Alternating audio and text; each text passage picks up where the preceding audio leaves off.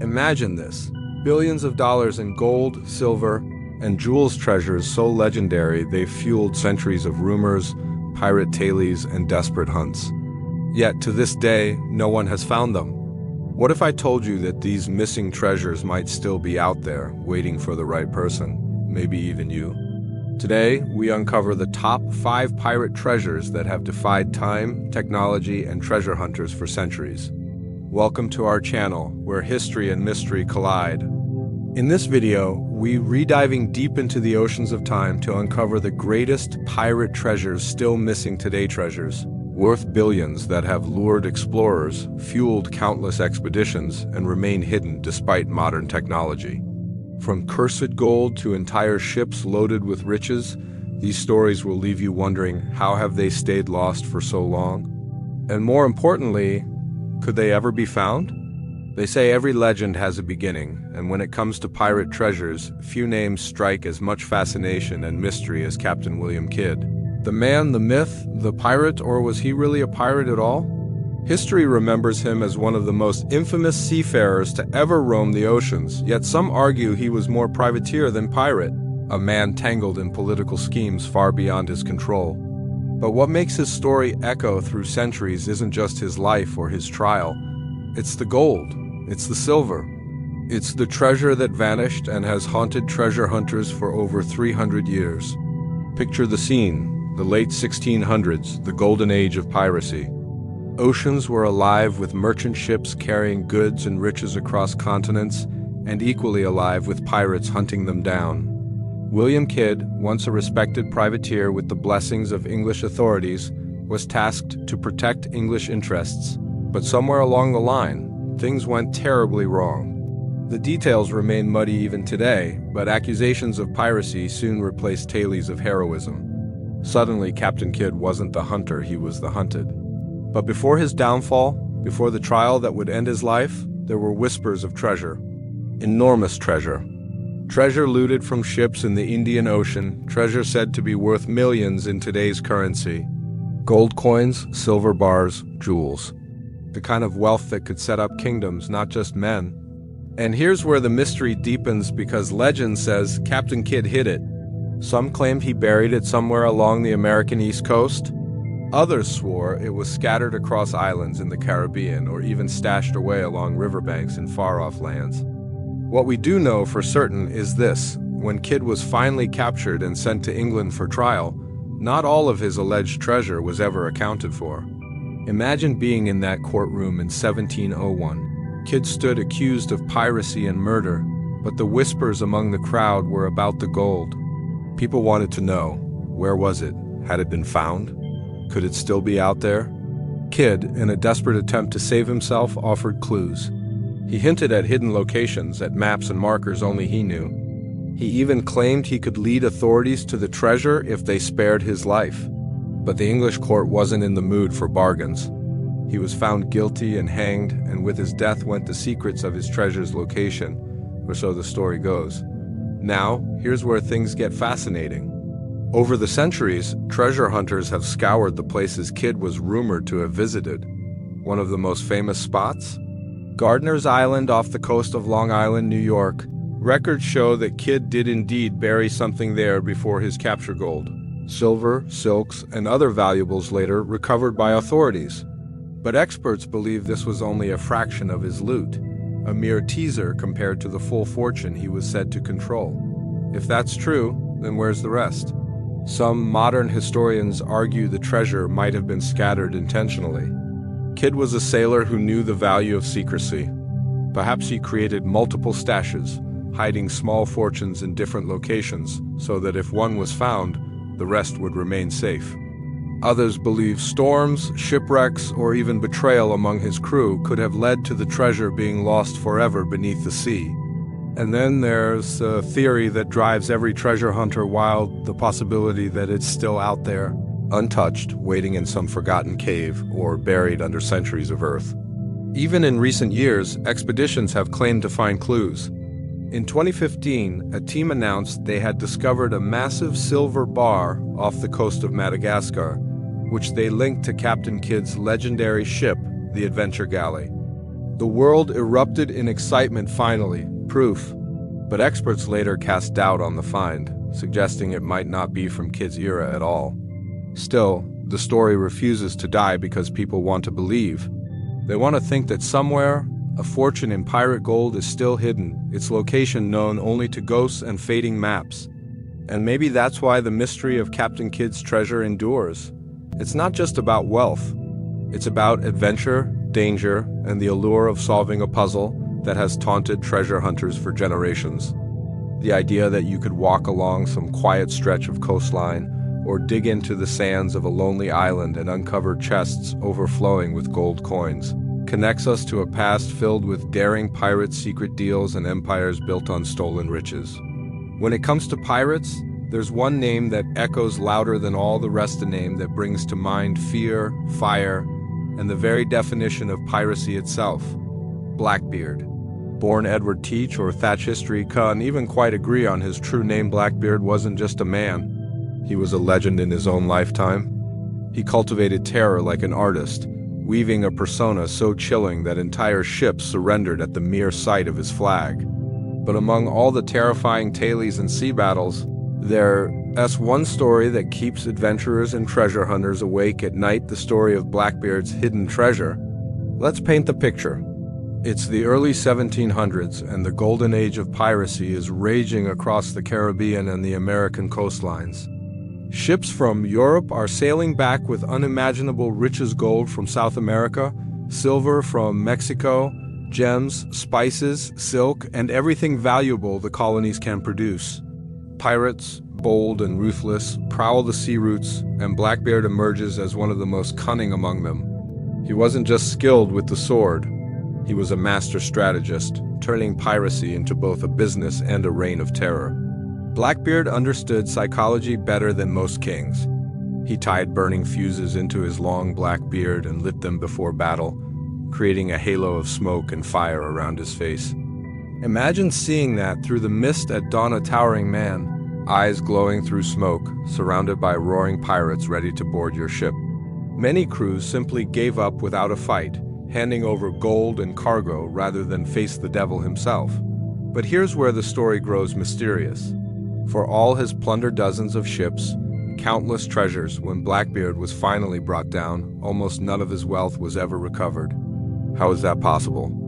In November 1718, after years of terrorizing the seas, Blackbeard faced his final battle near Ocracoke Island, off the coast of North Carolina. The Royal Navy, tired of his reign, cornered him in a bloody fight that has since become the stuff of legend. It took 5 gunshot wounds and 20 sword cuts to finally bring him down. His head was cut off and hung on the bow of a ship, as proof the king's men had killed the most feared pirate of them all. But after the smoke cleared, there was one big problem. Where was the treasure? Blackbeard's flagship, the Queen Anne's Revenge, had run aground months earlier, but divers and historians who've examined the wreck found no massive treasure hoard. Contemporary reports from the time mentioned some gold and valuables, yes, but nowhere near the scale of what Blackbeard was believed to have taken during his career. For a man so rich in plunder, the lack of recovered loot is staggering, and that's when the theories began. Some believe Blackbeard buried his treasure somewhere along the Carolina coast, leaving clues only his closest confidants knew. Others insist he scattered it across multiple secret locations so no one, not even his crew, could find it all. A few even claim he tossed some overboard in sealed chests, planning to retrieve them later, a plan cut short by his untimely death. Then there's the story of Bath, North Carolina, where Blackbeard spent some of his final months supposedly living a somewhat quieter life. Local legends tell of him burying gold along rivers and inlets under the cover of night, the exact spots known only to him. Treasure hunters have dug along those waterways for centuries, hoping to find even a single chest, but nothing concrete has ever surfaced. One of the most intriguing clues comes from Blackbeard's own words. Before his final battle, he was reportedly overheard boasting, "Damnation seize my soul if I give you my treasure." That statement alone has fueled endless speculation. Was he hinting that it was hidden somewhere, locked away where no king or navy would ever find it?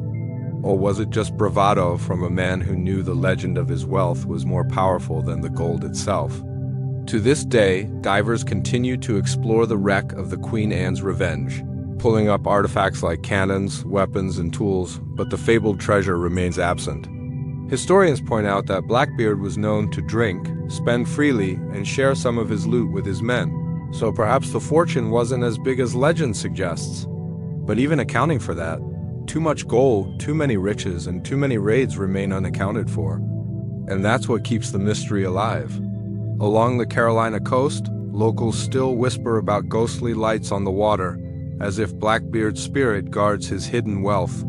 Treasure maps, coded messages, and cryptic clues have surfaced over the years, some faked, some plausible, but none have led to a definitive discovery. The treasure, if it exists, is still out there, its location locked away in history, waiting for the day someone finally pieces together the puzzle Blackbeard left behind. The year was 1715, and the oceans carried not only ships and sailors, but the wealth of entire empires. Spain, at the height of its colonial power, controlled vast territories across the Americas, from the mines of Mexico to the silver-rich mountains of Peru.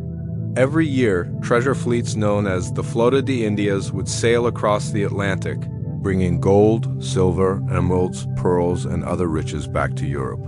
These fleets were the lifeblood of the Spanish crown, floating fortunes guarded by warships, crewed by seasoned sailors, and followed closely by merchants hoping to turn the New World's bounty into Old World fortunes.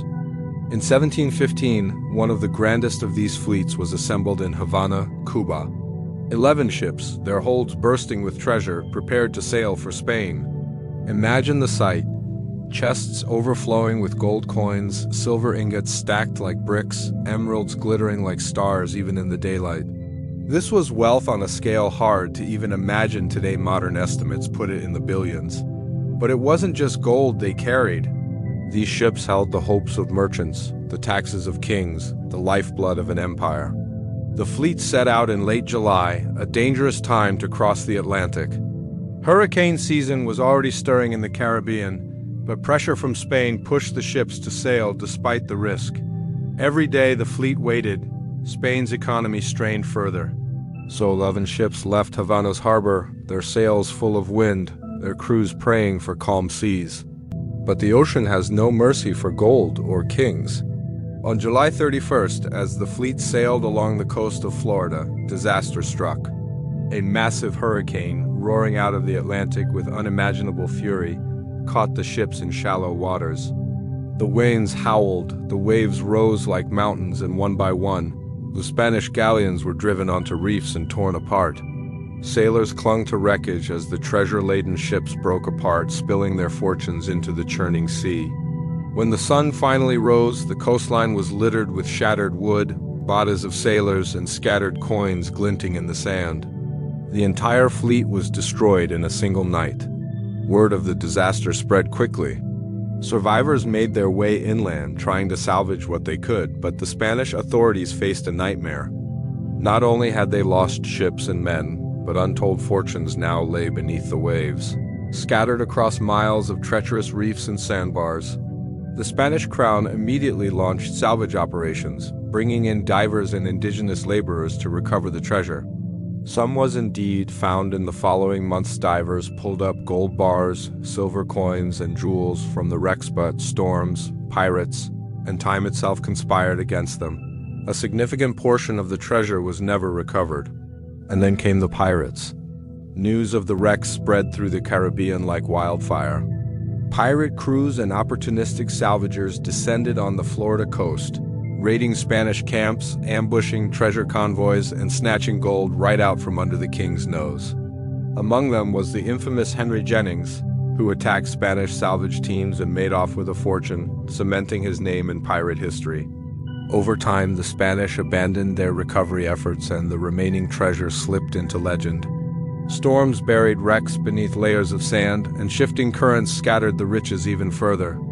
For 2 centuries, tales of the 1715 floss gold haunted Florida's treasure coast, as it came to be known. Locals told stories of coins washing ashore after storms, of lucky fishermen finding emeralds tangled in their nets, of ghostly lights dancing over the water where the ships went down. In the 20th century, modern treasure hunters armed with diving gear and metal detectors began to rediscover parts of the fleet. One by one, some wreck sites were located, yielding spectacular finds: gold chains, silver bars, jewel-encrusted artifacts, and coins by the thousands. In 1985, one of the most famous discoveries recovered millions in treasure from the wrecks, sparking a new wave of excitement and adventure along the Florida coast. Yet despite all these discoveries, experts estimate that much of the treasure still lies hidden beneath the sand and sea. Hurricanes continue to reshape the ocean floor, burying and revealing relics with every storm season. Some wrecks remain elusive, their locations known only through vague historical records or tantalizing clues left in old maps and letters. Divers today still search the waters where the 1715 fleet met its fate, hoping to find the mother-lode cache of gold and silver so vast it could rewrite treasure hunting history forever. And so the legacy of the treasure fleet of 1715 endures, a story of imperial ambition, natural disaster, daring pirates, and the relentless human hunger to find what was lost beneath the waves. Among the countless tales of lost pirate riches and sunken treasures, few shine as brightly as the legend of the Flor de la Mar, the Flower of the Sea, a ship so famous that even 5 centuries later, its story continues to haunt treasure hunters and historians alike. Built in 1502 for the Portuguese crown, the Flor de la Mar was no ordinary vessel. At over 400 tons, she was one of the largest ships of her time, a floating fortress of wood and iron designed to carry not only cannons and soldiers but also the wealth of an empire stretching across Asia and Africa. She sailed under the command of Alfonso de Albuquerque, the Portuguese governor of India, a man whose conquests and ambition helped shape the early colonial era. For years, the Flor de la Mar served faithfully, sailing the treacherous routes between Portugal and its growing network of colonies in the east. She carried spices, silks, and precious goods that filled the royal coffers and enriched merchants back home. But in 1511, she embarked on the voyage that would seal her fate and spark one of history's greatest treasure mysteries. That year, Albuquerque led a daring campaign to conquer the city of Malacca, a powerful trading hub on the Malay Peninsula. Malacca controlled the Strait of Malacca, the narrow passage through which much of the world's trade between east and west flowed. Whoever controlled the city controlled the spice trade, and with it, immense wealth. Albuquerque's forces stormed Malacca and seized its riches: gold, precious gems, priceless artifacts, and the treasures of its rulers said to be worth a king's ransom. Contemporary accounts describe chests overflowing with gold coins, goblets encrusted with emeralds, and ceremonial objects made of pure precious metals. All of it, every glittering ounce, was loaded aboard the Flor de la Mar for the journey back to Portugal. By now, the ship was already aging and in less than perfect condition, but she was entrusted with this fortune nonetheless. Her holds groaned under the weight of treasure and supplies, her decks stacked high with the spoils of conquest. Albuquerque himself boarded her, eager to deliver this spectacular prize to King Manuel I of Portugal. But the sea cares nothing for kings or conquests. As the Flor de la Mar began her voyage home, she sailed straight into one of the Indian Ocean's violent storms. Off the coast of Sumatra, towering waves and screaming winds battered the ship. The overloaded vessel struggled against the fury of the sea, her timbers straining, her crew desperately fighting to keep her afloat. But the Flower of the Sea was no match for the storm. Sometime in the night, she struck a reef and began to break apart, treasure and men alike vanishing into the churning waters. Albuquerque survived, washed ashore with a handful of crewmen, but the fortune of Malacca sank beneath the waves. And that is where it remains, or so the legend says. Over 500 years have passed since the Flor de la Mar went down, yet no one has ever found her treasure. Salvage expeditions began almost immediately after the disaster, but the stormy seas and treacherous reefs made recovery impossible. Portuguese records from the time speak of repeated attempts to locate the wreck, all of them failures. As the years turned into centuries, shifting sands, ocean currents, and the relentless passage of time erased whatever traces might have been left. Treasure hunters from around the world have since scoured the coastlines of Malaysia and Indonesia, convinced the Flor de la Mar's fortune is still down there, buried beneath coral and centuries of sediment. Modern technology, sonar, diving gear, even satellites has revealed countless wrecks across the Indian Ocean, but none have yielded the lost treasure ship. Some believe the wreck lies buried beneath so much sand that it may never be uncovered. Others think the treasure was scattered across the seafloor, broken open when the ship sank, the chests spilling their contents into deep waters beyond the reach of salvagers. The value of the Flor de la Mar's treasure is almost beyond calculation. Historians estimate it could be worth billions in today's money, not only for the sheer amount of gold and jewels, but for the priceless artifacts of Malacca's royal court. Ceremonial weapons, crowns, and relics made of gold and silver would be worth fortunes to collectors and museums alike. Yet despite this staggering wealth, the sea has kept her secrets. Some even claim the ship is cursed, that every attempt to recover her treasure ends in failure because fate itself guards the Flor de la Mar. Legends tell of storms rising suddenly whenever expeditions get too close, of divers meeting mysterious accidents, of clues leading nowhere as if the ocean itself conspires to keep the treasure hidden. Perhaps it is superstition, or perhaps there really is something about this shipwreck that refuses to give up its secrets. In the early 1800s, the city of Lima in Peru glittered like a jewel of the Spanish Empire. It was a city of cathedrals lined with gold, mansions filled with silver and gemstones, and vaults overflowing with treasures gathered from centuries of conquest across South America. The mines of Peru had poured unimaginable wealth into the coffers of Spain, and Lima became a city where the walls themselves seemed to shine with fortune. But with wealth came danger. By 1820, rebellion and revolution were sweeping through South America. Spanish authority was crumbling, independence movements were rising, and Lima, with all its gold and silver, stood in the middle of the storm. The Spanish officials, desperate to protect the riches of the empire, came up with a plan. They would gather the treasure of Lima, the gold from its churches, the silver from its government halls, the jeweled crowns and sacred relics, and ship it to Mexico, another stronghold of Spanish power, for safekeeping until the rebellion could be crushed. It was a bold plan, but it would require someone capable, someone trusted, to carry out such a monumental task. That someone was a British sea captain named William Thompson. He commanded a ship called the Mary Dear, and he was hired to transport the treasure safely north. What he was given to guard was staggering beyond imagination. Crates of gold ingots, chests of silver coins, countless emeralds, diamonds, religious relics encrusted with precious stones, even solid gold statues taken from Lima's cathedrals. Modern estimates put its value in the billions today. It was, quite possibly, the greatest single treasure ever assembled in the Americas.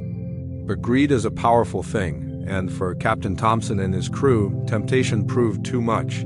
Not long after setting sail, they turned on the Spanish guards aboard the Mary Dear, slaughtering them in cold blood, and seized the treasure for themselves.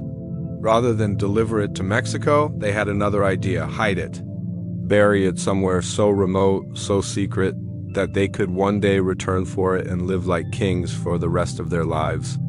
They sailed west, far out into the Pacific, and eventually reached a remote, uninhabited speck of land known as Cocos Island off the coast of what is now Costa Rica.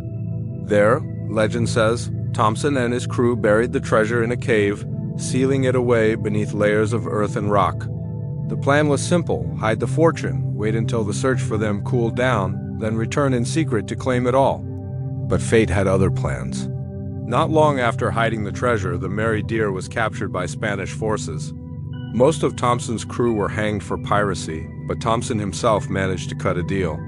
In exchange for his life, he agreed to lead Spanish authorities back to Cocos Island and show them where the treasure was buried.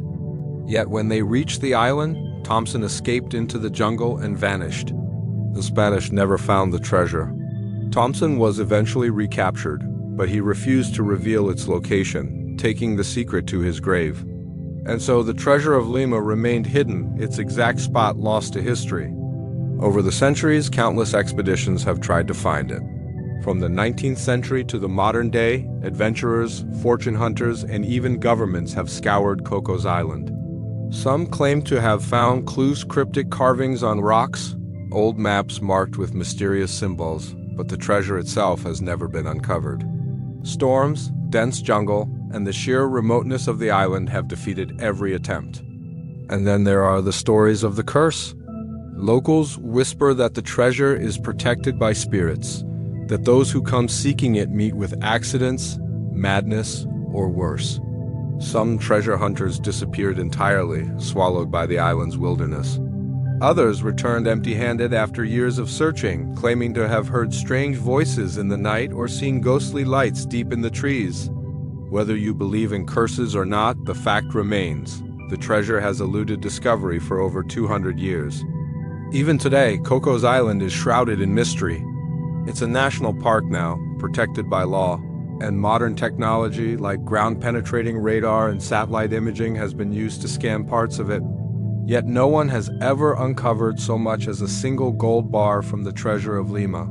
Some historians argue it might have been moved, that Thompson or someone else came back in secret and took it long ago. Others insist it still lies buried in some cave, waiting for the day someone finally solves the puzzle. Centuries have passed since the treasures of Captain Kidd, Blackbeard, the 1715 fleet, the Flor de la Mar, and the cursed horde of Lima first disappeared. Yet they all share one thing in common: they remain hidden, defying the best efforts of explorers, governments, and even modern technology. It's almost as though the treasures themselves don't want to be found, as if they are playing a game with time, history, and human ambition. But why? Why, in an age when satellites can map the ocean floor and archaeologists can unearth entire ancient cities buried beneath jungles, do these legendary fortunes continue to elude discovery? The first and most obvious reason lies in the natural world itself. The oceans are vast, unpredictable, and endlessly changing. When a ship carrying tons of gold and silver sinks in a hurricane or breaks apart on a reef, the wreck doesn't stay neatly preserved in one spot. Storms scatter the debris for miles, currents bury it beneath layers of sand, and in some cases, the very coastline itself changes shape over centuries. A chest of gold coins might be buried under 20 feet of sand one year, only to be swept out to deeper waters the next. The sea does not keep records. It erases them, and with each passing decade, the clues grow fainter. Then there are the jungles and islands where so many pirate treasures were rumored to be hidden. Thick vegetation swallows everything. Markers left behind by pirates' trees, rocks, or hand-carved signs vanish as nature reclaims the land. In places like Coco's Island or the Caribbean Keys, trails disappear within weeks and caves collapse under the weight of time. Even with drones, ground-penetrating radar, and satellite imagery, searching such landscapes is like looking for a single grain of sand on an endless beach. But nature is only part of the problem. Human history itself has conspired against treasure hunters. Many of the pirates and sailors who hid these fortunes died before they could reveal their secrets, taking the knowledge to their graves. Maps, if they existed at all, were often written in code, hidden among personal papers, or lost in shipwrecks and wars. In some cases, clues may have been deliberately misleading. Pirates weren't exactly known for trust or loyalty. A captain might tell one crew member one location and another crew member something completely different, ensuring that only he knew the real spot. When that captain died, so did the secret. And let's not forget greed and betrayal, the constant companions of great wealth.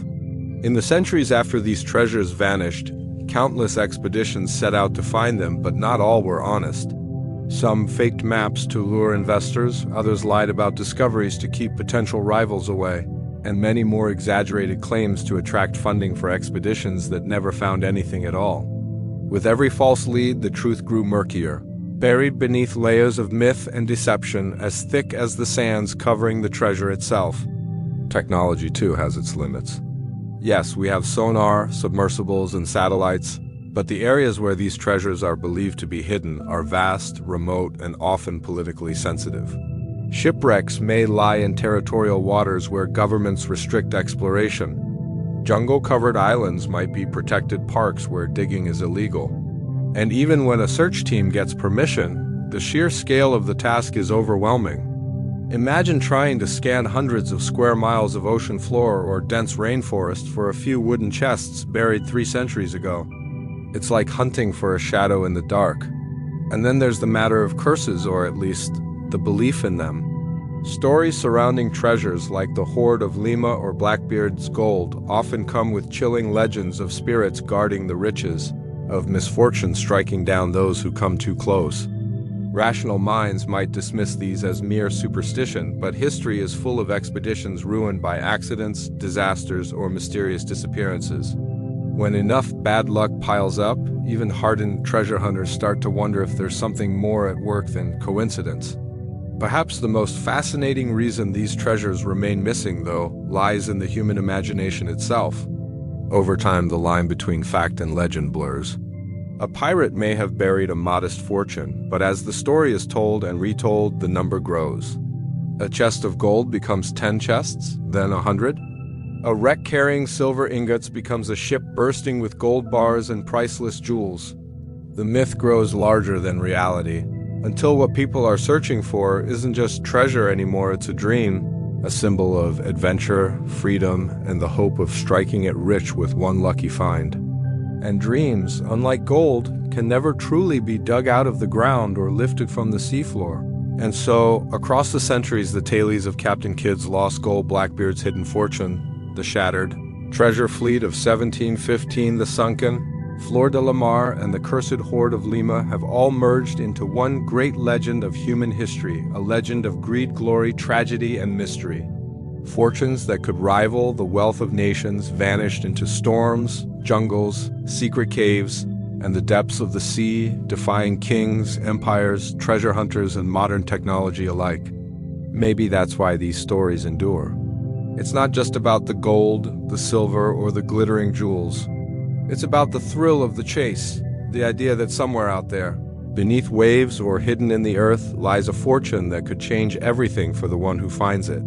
These treasures represent more than lost riches. They carry the echoes of vanished empires, forgotten pirates, desperate battles, and lives cut short by ambition and betrayal. And perhaps that is the greatest treasure of all the stories themselves. Because every time a storm washes coins onto a distant shore, every time an old map is pulled from a dusty archive, every time a diver descends into dark waters hoping to see gold gleaming through the silt, the legend grows stronger. These mysteries invite us to keep searching, to keep dreaming, to keep wondering if the next dig, the next dive, or the next discovery will finally reveal what time and nature have hidden for so long. Somewhere out there, the answers and the treasure still wait.